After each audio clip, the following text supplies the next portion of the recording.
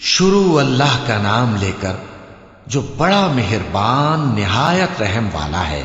جب سورج لپیٹ لیا جائے گا اور جب تارے بے نور ہو جائیں گے اور جب پہاڑ چلائے جائیں گے اور جب بیاہنے والی اونٹنیاں یوں ہی چھوڑ دی جائیں گی اور جب وحشی جانور جمع کیے جائیں گے اور جب سمندر آگ ہو جائیں گے اور جب روحیں جسموں سے ملا دی جائیں گی اور جب اس بچی سے جو زندہ دفنا دی گئی ہو پوچھا جائے گا کہ وہ کس گناہ کے سبب قتل کر دی گئی، اور جب اعمال کے دفتر کھولے جائیں گے اور جب آسمان کی کھال کھینچ لی جائے گی اور جب دوزخ کی آگ بھڑکائی جائے گی اور جب بہشت قریب لائی جائے گی،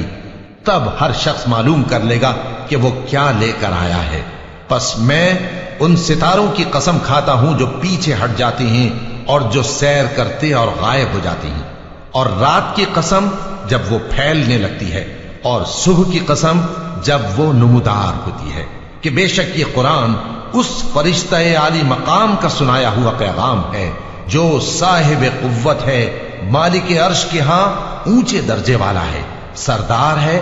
ساتھ ہی امانت دار ہے۔ اور مکے والو، تمہارے رفیق یعنی ہمارے پیغمبر صلی اللہ علیہ وآلہ وسلم دیوانے نہیں ہیں،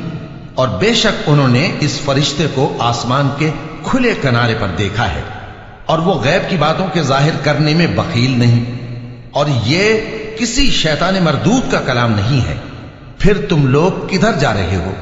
یہ قرآن تو تمام جہانوں کے لیے نصیحت ہے، یعنی اس کے لیے جو تم میں سے سیدھی راہ چلنا چاہے،